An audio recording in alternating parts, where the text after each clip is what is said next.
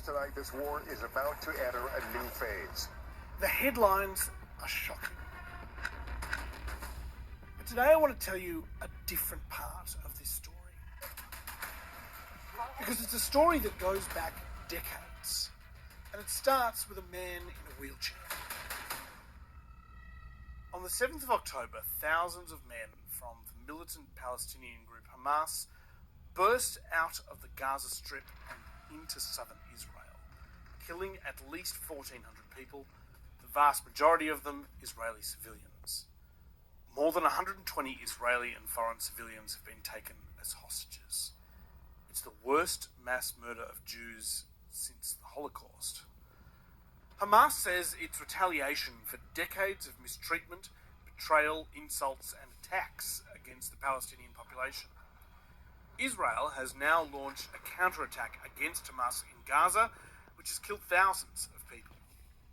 In describing this attack, the Israeli Prime Minister Benjamin Netanyahu and the US President Joe Biden have compared Hamas to ISIS. Hamas is ISIS, and just as ISIS was crushed, so too will Hamas be crushed. Bloodthirstiness brings to mind the worst rampages of ISIS. While ISIS went from creation to almost total destruction in 15 years, Hamas's story is much more complex. It begins with a young refugee, confined to a wheelchair by a broken neck, who became one of the most influential men in Palestine. The Israel-Gaza conflict is complex, but over the next few weeks, we're going to try and make sense of it together. Starting with Hamas, its surprising founder, and how it rose from obscurity to taking total control of the Gaza Strip. I'm Matt Bevan, and this is If You're Listening. The early life story of Ahmed Yassin, the founder and first spiritual leader of Hamas, is shrouded in mystery. His birth date is reported as being anywhere between the late 1920s and the late 1930s. There's also confusion when it comes to where he was born, because the town doesn't exist anymore. We do know that his family were farmers. The ordinary people of Palestine ask nothing better than to be left in peace. His family were likely quite similar to the farmers in these communities. This is a British government documentary from the 1940s. These Bedouins lead a quiet and prosperous life. In 1948, life for these peasants was turned upside down. Following the horrors of the Holocaust in World War II, the United Nations decided to petition off part of Palestine to become a Jewish homeland. The United States recognizes the new state of Israel. The new Jewish state is born in the tense atmosphere of civil war. 700,000 people were forced to leave or fled from the Israeli army. Arab strong points are taken after being blasted to rubble. Yassin's family, like thousands of others, had to run. Women flee with what belongings they can carry. And as Palestine struggles for national existence, the conflict catches the inevitable innocent in its toil. Yassin's town, like many others, was destroyed, and a new Israeli city was built on the ruins. The family fled to the Egyptian-controlled region of Gaza. In 1952, teenage Yassin was playing with friends at the beach. One thing people in Gaza share with Israelis is a love of the beach. But on this day, there was a terrible accident. There are conflicting reports about whether he was swimming, doing somersaults, playing soccer, or wrestling with a friend, but what's clear is that he somehow broke his neck. He was a quadriplegic, confined to a wheelchair and dependent on others for the rest of his life. But he was smart and charismatic and determined, and he was able to finish school and then get a job teaching Arabic and Islamic studies at the same high school he went to. He also studied English at a university in Cairo. Gaza was under Egyptian occupation, after all, until suddenly it wasn't.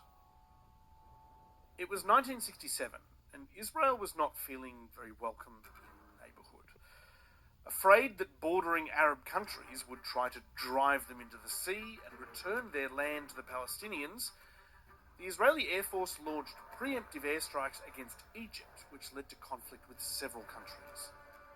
It was brutal and efficient, killing 20,000 Arabs. It was called the Six-Day War. In 6 days, it was all over. The most one-sided military engagement of modern times. This is when Gaza came under Israeli control. It was occupied by the Israeli military. The 42-kilometre long strip was overpopulated, unemployed, and angry. Israel would not permit the citizens of Gaza to move into their territory, but they said they would try and improve their lives by giving them low-paid work in Israel. Arab workers board trucks that will take them across the military frontier to their jobs in Israel. But these convoys of trucks and buses carrying workers into Israel became targets for Arab terrorists who accused the workers of collaborating with the enemy. The Arabs are nervous and they jump aboard quickly because this is a favourite moment for Arab extremists to attack. Now, it's important to understand that not all political and militant groups in Arab countries are the same. They broadly fall into two groups, nationalists and Islamists. The terrorists attacking these convoys were not Hamas. Hamas didn't exist yet. These were Arab nationalists. They wanted to get rid of Israel and replace it with an independent Palestinian state, with a secular government which would function the same as most other countries do. Arab nationalist groups are spread out across the Middle East and tend to have a flag with red, black, green and white colours, with horizontal stripes, a triangle on the side, and no religious icons or text. In Palestine, the nationalist group was the PLO, led by a guy called Yasser Arafat. There was also, separately, the Islamists. Islamism is the idea that Islamic teachings should permeate every part of life: education, business, community, justice, and politics. And your religion is more important than your national identity. You're a Muslim first, and then a Palestinian. Islamist groups tend to have religious symbols and text on their flags and logos. In the 1970s, Arab nationalists were the primary violent extremists, enraged by Israel's presence. Israel wanted to undermine the nationalist popular support. They hoped that employing and educating the residents of Gaza would help. The Israelis hope that an increasingly prosperous and educated population will become gradually less hostile to rule from Tel Aviv. But another way was by funding the nationalists' opponents, the Islamists. Ahmed Yassin had discovered Islamism during his education and had been travelling around doing charity work and building Islamic community centres. Israel even decided to help him out and gave him funding for his charitable work. It's important to note at this time, the Islamists were mostly peaceful. Throughout the 70s, Yassin fought culture wars. His movement wasn't ready yet for actual war. But when the 1980s arrived, Yassin decided that the time had come. He started buying weapons. The Israelis found out and threw him in jail, on and off, for more than a decade. In the midst of this, he founded a political and militant group called the Islamic Resistance Movement, or, to use its acronym, Hamas. It makes sense in Arabic. In the early 1990s, while Yassin was in jail, the nationalist PLO, under Yasser Arafat, the guys who had been conducting terrorist attacks, began to have a change of heart. Israel allowed Arafat to return from 25 years in exile, and he recognized Israel as a state. The Palestinian Liberation Organization today issued a statement in which it accepted Israel's right to exist. And Arafat swore off terrorism. I repeat for the record that we totally and absolutely renounce all forms of terrorism. Israel gave Arafat partial control of Palestinian affairs as the new president of a Palestinian authority covering Gaza and the West Bank. He and his Israeli counterparts, Shimon Peres and Yitzhak Rabin, won the 1994 Nobel Peace Prize for their efforts to form a two-state solution to the ongoing conflict, where Palestinians and Israelis would each have their own land to control. Ahmed Yassin had gone the other way. His new group Hamas did not accept that a single acre of what was once Palestine could be handed over to Israel, and he unleashed a wave of terror to try and wreck the peace process. Israel has been plunged back into its national nightmare. The early morning explosions claimed by the Islamic fundamentalist group Hamas. With every suicide bombing, the peace process became more difficult. Israelis demanded Arafat get Hamas under control before the two-state solution could be adopted. We have to tell Arafat, you keep your animals inside your cage or we don't talk with you, peace. But in Gaza, which now had 1 million people crammed into an area not that much bigger than some airports, Hamas was becoming more and more popular. They were providing public services, soup kitchens, dentistry and healthcare, schools, orphanages, cash payments for refugees. Ahmed Yassin was the second most popular politician in Palestine. Eventually, he became so popular that releasing him from jail became a prerequisite for the next steps in the peace process. We are waiting for him, and we hope that he will be very soon among his family and among his people here in Gaza. In 1997, after he'd spent 10 of the previous 14 years in prison, the Israelis let him go. Israel said his health was worsening. The time had come to pardon him. Yassin was now around 60 and was frailer than ever. His paralysis had worsened. He was partially deaf and blind. His voice had become a raspy whisper, and he had chronic lung and stomach problems. This frail man is the spiritual leader of the militant Islamic group Israel wants to crush. When he was released from hospital and returned home, he was given a hero's welcome. Arafat came and met with him personally, the two ideological rivals speaking to the crowd together. If Arafat and Israel thought that this would convince Hamas to become more moderate, they were wrong. The militant Islamic group Hamas says it won't halt its armed struggle against Israel despite the release of its spiritual leader. While Hamas's charter included clear anti-Semitic rhetoric, Yassin said that he didn't have a problem with Jews personally. He also said he would stop at nothing to reclaim all of Palestine for Islam, from the Jordan River to the Mediterranean Sea. He also didn't trust Israel to honour a two-state solution. Despite their promises to Arafat, Israeli governments had enabled more than 300,000 Israelis to build settlements in Palestinian territory by 1997, a number that was growing by more than 10,000 a year. To that end, Yassin continued ordering suicide bombings. The settlers always have to be targeted, because if they aren't targeted, it means we accept the settlements.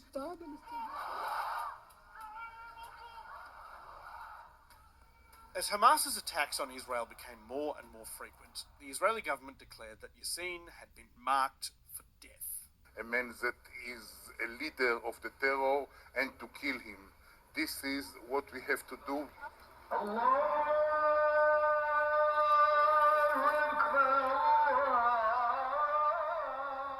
On March 22nd, 2004, as Yassin was being wheeled to the mosque near his home for morning prayers, a small drone was circling overhead. Israeli F-16 jets roared through the sky.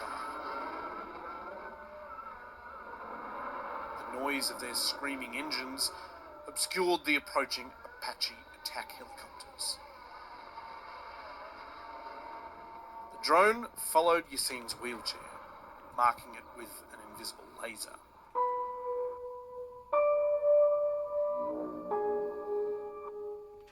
When it comes to assassinations, the Israeli government prefers airstrikes. They can punish their enemies without unnecessarily endangering Israeli troops. The helicopters fired 3 Hellfire missiles. They shot over the rooftops of Gaza City and struck Yassin directly. He and 9 others were killed in the attack. His killing and us taking him off the way is actually a life-saving action for the rest of the Israelis who were actually his target.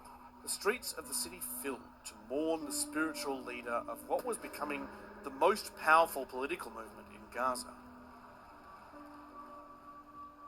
Israel thought that they had eradicated a threat. but they'd created a martyr.